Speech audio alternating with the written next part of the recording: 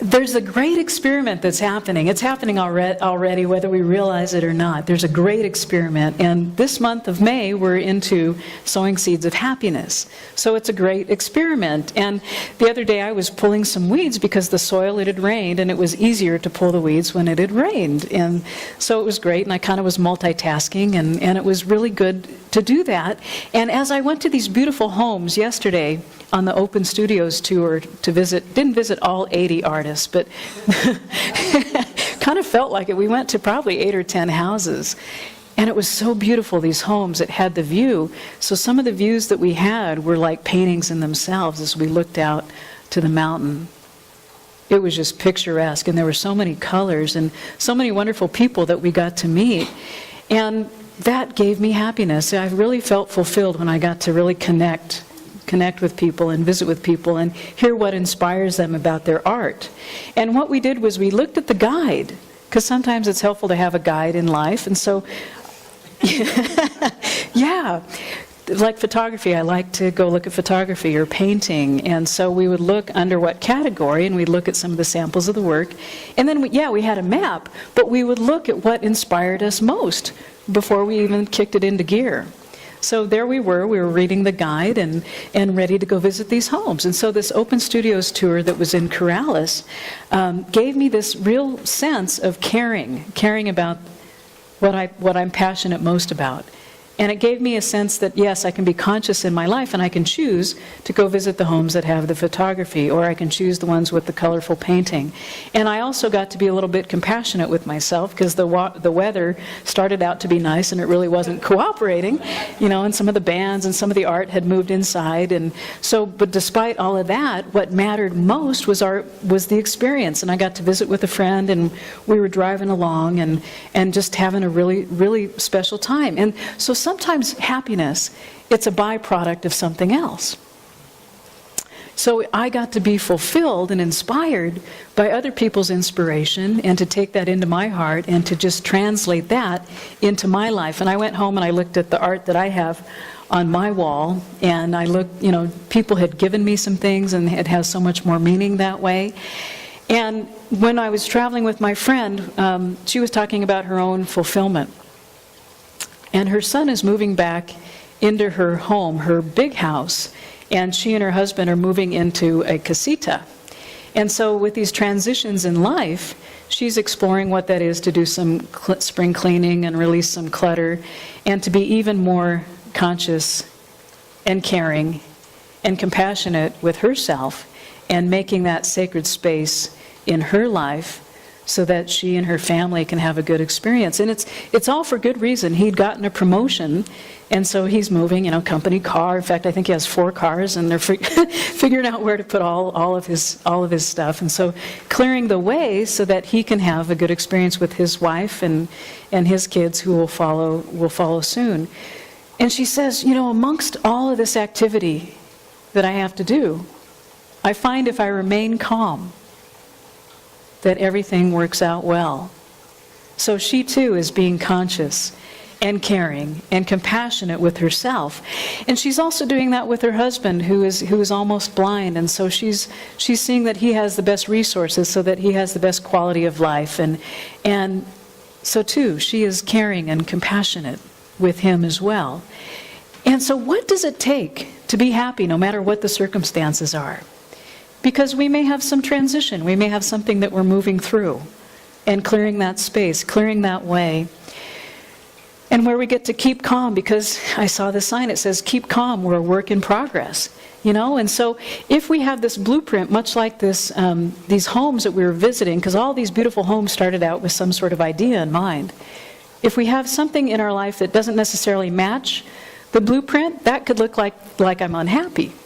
So as I know that I can shift, I can take a look at that original blueprint and close the gap, begin to close the gap of that blueprint, and get back to that original nature of fulfillment, and to realize that there is that happiness, there is that blueprint that is within inside of us, that divine idea, all these beautiful homes, all these beautiful circumstances. And for my friend to have the beautiful blueprint come together for her family, it wasn't really the way she'd outlined it. And it just seems like the natural thing for her to extend her home and for she and her husband to move into a smaller place, and to streamline, and to simplify. And so what does it take to be happy, especially during those types of situations? So, like Stephen Covey says, we begin with an idea in mind, like a blueprint. We begin with an idea in mind. According to Stephen Covey, he says, begin with an idea in mind, and he's written this book we've all heard of, The 7 Habits of Highly Effective People. It's based on the principle that all things are created twice. First, in our mind, and second, in our physical creation. So as we have that blueprint, we're already living in this law of attraction, or the mental equivalence that I spoke to last week. It's the principle that all things are created twice, that we're already living out of this, working with this oneness and this wholeness that's ever available, all these possibilities that are within us. And we need to just be conscious and care and be compassionate along the way. So, for instance, an architect does need a blueprint to build a home. Now, there are some adobe places in my neck of the woods, and other places as we were driving through. There's this one street called Hollywood Lane. It's not really Hollywood Lane. So it had its own artistic sense of expression. They may not have had a blueprint, I don't know. But it works well, works well. So prior to going on a trip like that, sometimes we need to have a mental picture before we can start going on that tour. So as we opened up the guide to the Open Studios tour and lasered in on what we wanted to experience, Stephen Covey also says that we are more in need of a vision or a destination. So we're thinking, oh good, photography, painting, we're more in need of a vision or a destination more than a map. The map really wasn't alphabetical, it was kind of numbered and you could kind of figure it out. But even more than that, we had a vision. We wanted to experience all those colors and go to the landscapes that the people who had been, and to see their expression of those landscapes. My friend was taking pictures of still lifes, and so she's going to take that back to her photography club so that they can have an experience of that. So our experience yesterday is going to translate into other people's inspiration. So prior to going on that trip, we needed to have a mental picture before we could go out. And so what Stephen Covey says is we're in need more of a vision or a destination and a compass. So we had the GPS. And that may be also translated to a set of principles and spiritual practices in our life. And necessarily we didn't need to rely on the map, but we relied on what experience we wanted to have. So we were conscious of that. And we cared about it, and we got to have engaging and wonderful conversations. And there's a picture of some flowers, which is kind of a preview of Mother's Day, or just from coming off of May Day. There's some beautiful flowers that were just a work of art in this person's atrium yesterday, and it was just absolutely incredible. So why not be ahead of the game and set the stage for our own life? Why not be ahead and think ahead, like looking in that guide? We in New Thought believe that we have the causative source. We are at cause because we have these mental pictures. We have these images, much like photography. So we are causative in our nature, and that any negative experiences or conditions, any life conditions, whether that's illness or poverty or theft or a result of whatever those negative states of consciousness are, and that positive experiences can come from positive states of consciousness. So the key to eliminating some specific negative conditions and creating the tendency to ever more, it's like we're creating a tendency to ever more positive experiences by being conscious and caring. It's based on the belief that we have this essential spiritual nature. We have this spiritual mind, we have this divine mind, which is accessible no matter what our humanness is. It's accessible to us at all times. So when the divine mind is properly engaged, like Star Trek, engage. When divine mind is properly engaged by our human consciousness, and then good is brought out into our experience. It comes to fruition in our manifestation. And so we can look at whatever is not workable in our life, and we can also know that there's that precise nature that we have that is in essence scientific, so that when good is brought into our conditions, we can scientifically use things like affirmative prayer. And affirmative prayer is scientific because we can rely on that to, in essence, set our mental tone to have that mental image, and what we're focusing on is increasing. And I know that there is that breakthrough as we are more conscious and caring and compassionate with ourselves and with others. And so basically, Dr. Ernest Holmes says that we can start anew. And a friend of mine had worked with, had been Michael Jordan's personal assistant, and she has this big poster on her wall that has, it's longer than, it's as tall as he is, tall, maybe taller, I don't know, but his arms are spread out wide, and it has a picture of him in her office. And he had gone to make a commercial and had all these words for this, he was promoting. And at the end, he wanted to put a plug in for education, because that's his thing. He says, talking about all this stuff for youth, and he says, now, get an education. And he wouldn't let them release the commercial without him saying, get an education. And so that as we look at that here, we can evolve even more widely in our own life spiritually as we're having that education with ourselves. So we have education here in community. We have things that happen in our world, too, that also serve as an education, and to know that others can have an education as well. And that we can, yes, be conscious and caring and compassionate with ourselves. So all my love goes out to the people here. All my love goes out to the people in Nepal, too, and to know that it's beyond Paradise Hills, it's beyond Rio Rancho, it's beyond Albuquerque, and that situations like that are not local or isolated, but that we're a part of this global consciousness.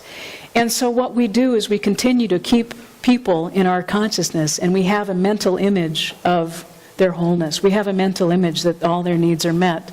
We have a mental image that carries us forward to know that we're reaching out with our heart in compassion, and that we can truly send our good energy across the globe.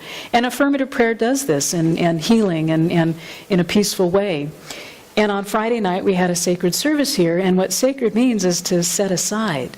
So what we did was we got to set aside, or to set apart, those conditions and take a look at things like that.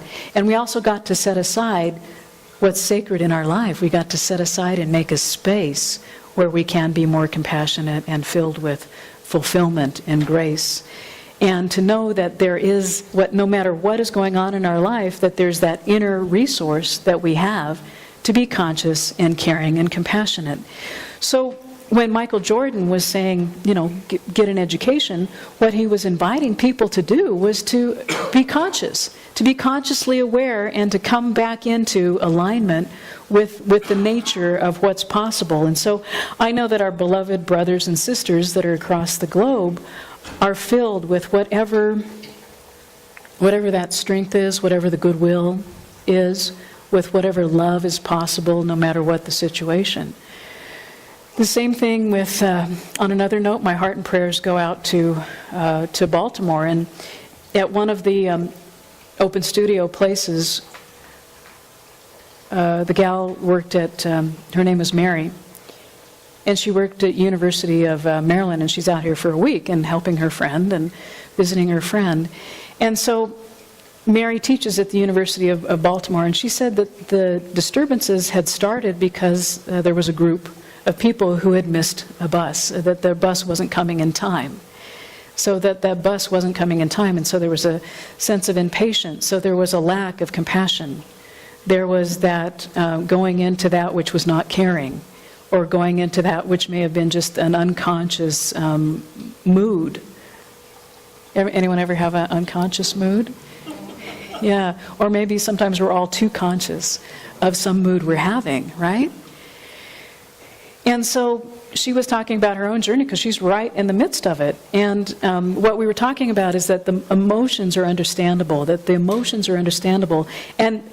to express pain in that way, to destroy what you're living in, I mean, really the people are living in what's being destroyed.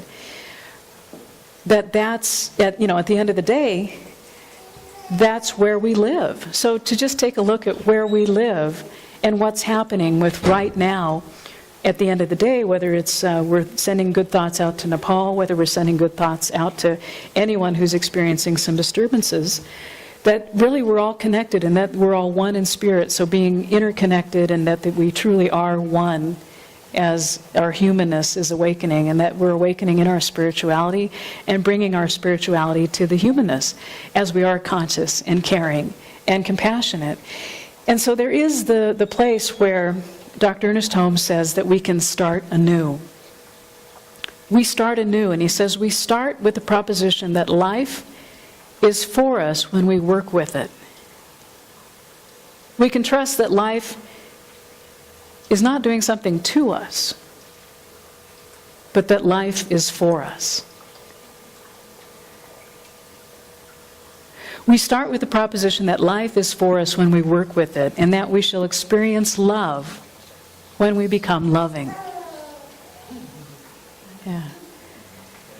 Amen to that. And that faith transcends fear. And that peace routs confusion. So it's not like we're in a driveless runaway car, but we really are the co-pilot with Spirit. We're partnered with that divine essence that's within us. And knowing that we do have a guide, that we can rely on the experiences that we want to have, and that to get there, we know that we can have that intuitive guidance and direction on this highway of life. I'm loving how... Let's turn around and look at the babies that are just having like a party back there. Yeah. Yeah, I just want to party with them too. Well, what does it take to make us happy? That was a happy moment. What does it take to be happy and fulfilled? And some of us have stories of what life is supposed to be like. Life is supposed to be like this, when really our blueprint is like this. We have this in mind with our blueprint, and as we close that gap, it could be white picket fences. It could be that we have this special or unique talent that is unexpressed. My folks were teachers, and maybe they weren't very special, and they weren't very, they just kind of scraped together and were paid, weren't paid very much, but they scraped a lot of wallpaper and did really well. And or it could be like a housewife or a mother or whatever that is, who may not feel so unique, or to know that our role is absolutely enough. And so, what's an area of our life that we're not happy about?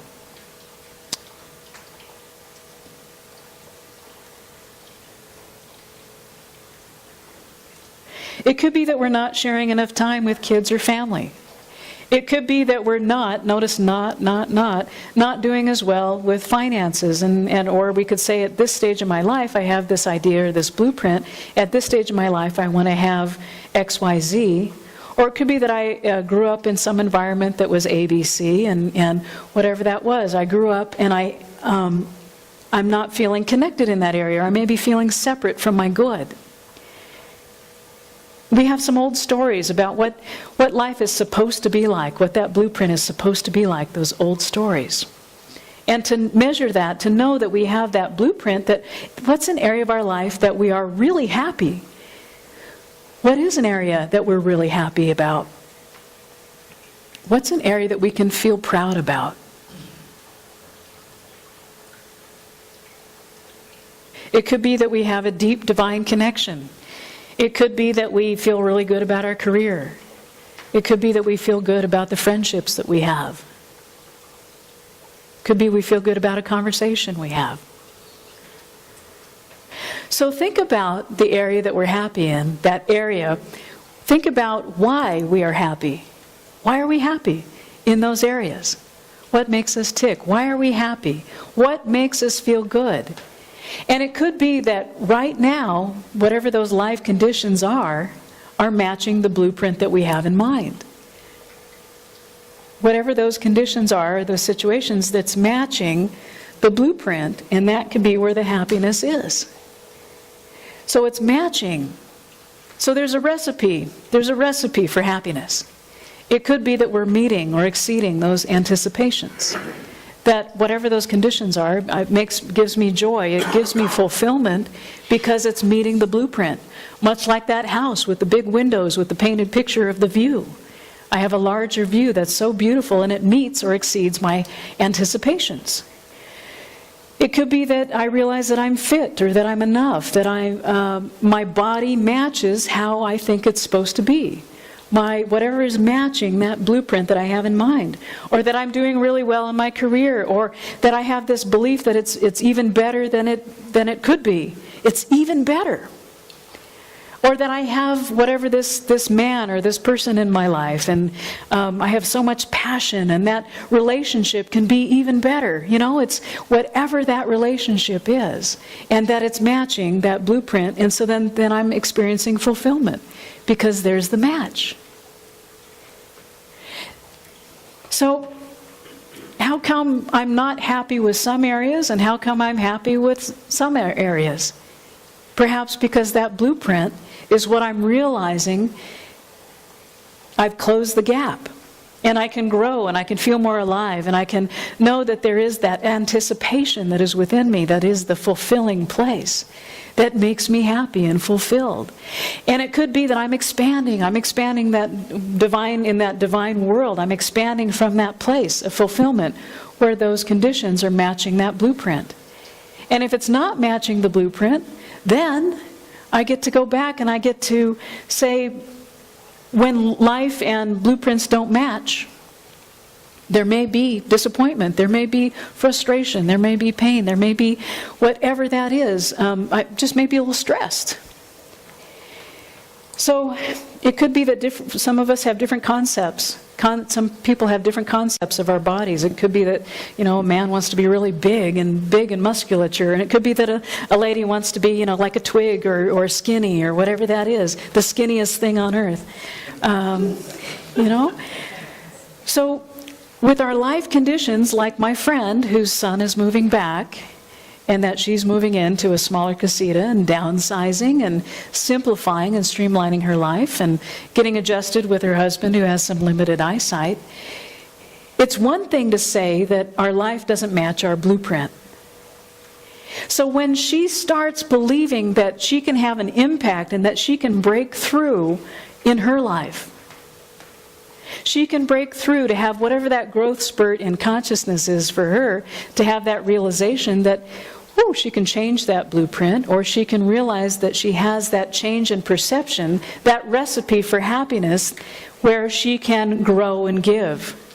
And so that's another recipe for happiness, is that we can grow and we can give. Because if we're stuck in a life condition, that may not be growing. Like when I was doing weeds, I needed to pull the weeds out of that soft soil. And so at choice, my friend could be at choice to blame whatever the conditions are. She could blame, and it really is outside of her control. She could blame, and if she blames, her life is then in pain. And so here's the real choice. You ready?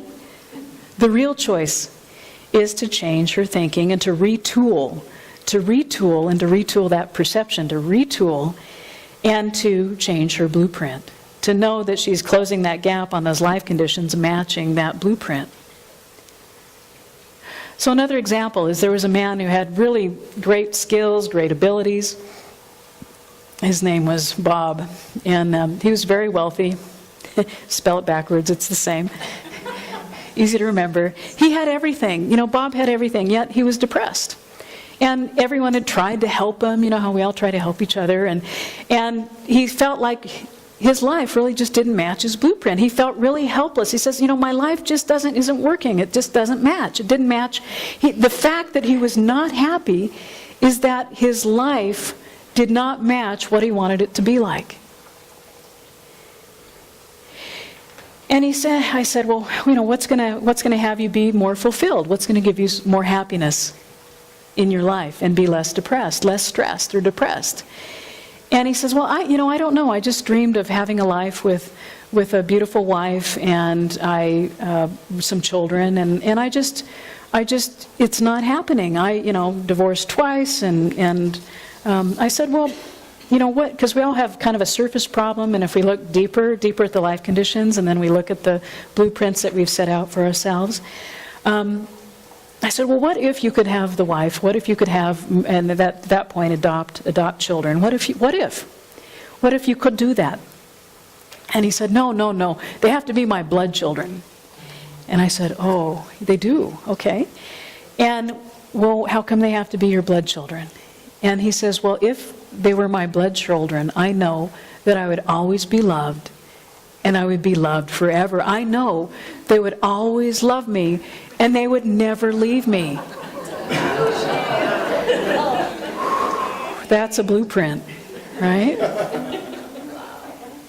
And we talk about houses built on sand or built on a good foundation. So what was he looking for? Yes. Unconditional love.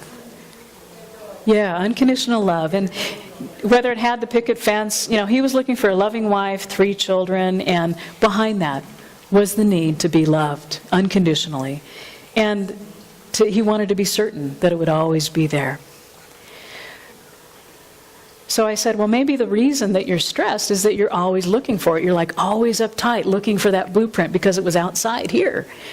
You're always looking for it. He was uptight. He was running and he was like out of time and he was waiting for this one someone. And I said, well, could you tell me about your friends? Could you just tell me, do you have people in your life that love you? Tell me about those friends. Tell me about those experiences. Paint a picture for me. Much like the Open Studios tour, paint that picture of love for me. And what he began to realize that he already had that unconditional love in his life. He was closing the gap between what it was appearing to be and what his blueprint was. So like my friend who wants to take care of her family in the best style that she can, it matters. It matters what that idea and that blueprint, and it matters what that closing of the gap is. What my friend did was she regained herself. She regained a sense of renewal. She started anew. And she knows that her family loves her no matter what, and that she loves her family no matter what. That is the blueprint, and she can trust that life does not happen to her, but she can trust that it happens for her. Nothing's happening to her, but life is happening for her because she's conscious, because she's caring, and because she's compassionate. So I invite us to take that with us and to know that that's the blueprint. That's the new blueprint that, yes, we can change our perception and we can turn within and we can be loved and we can be cherished. And we already have that unconditional love in our life, and we just get to look around and notice and to know that we are loved and loving and lovable. So let's turn within and experience that, and just know that as we share that experience, there is that place that is within us that is absolutely untouched. And knowing that it is pure, it is the pure spirit that is ever available, it is accessible as infinite presence, infinite power, knowing that there is this love and this divine essence which shows up in multifaceted ways. It is the splendor of our hearts, and knowing that there is that connection with the universe which is available and accessible always in all ways. And being in this field of love, of serenity and tranquility and beauty, knowing that there is absolute bliss and beauty in this place of connection and caring and compassion, knowing that there is this happiness which absolutely is this field which is ever available and ever present. It is that which I am connected with, and knowing that each and every one here is a unique and individualized expression of the infinite. And it is this beautiful way in allowing the beauty to just shine, and knowing that traveling is smooth and easy and grace-filled with fulfillment, with that place which is set out in grace and beauty and bliss, and knowing that there is all of the beautiful colors, much like a painting, much like all of the colors of a beautiful landscape, knowing that the landscape of our mind is already set in this tone of joy. The landscape of our mind is absolutely true in all of its colors and clear in this pure spirit. And so just relaxing into this very presence and essence of this day and bringing it out in all of our health, all of our relationships, knowing that there is well-being and that there is the prosperizing and harmonizing good, and accepting all the bountiful and blissful beauty that is in our lives, knowing that there is this abundant life, and just allowing it to be and allowing it to be so, in full acceptance, in grace, in ease, and in so much joy. I am grateful, and I release this word into the action of the divine law, knowing that it is carried forward in completion and wholeness and oneness. And so be it, and so it is.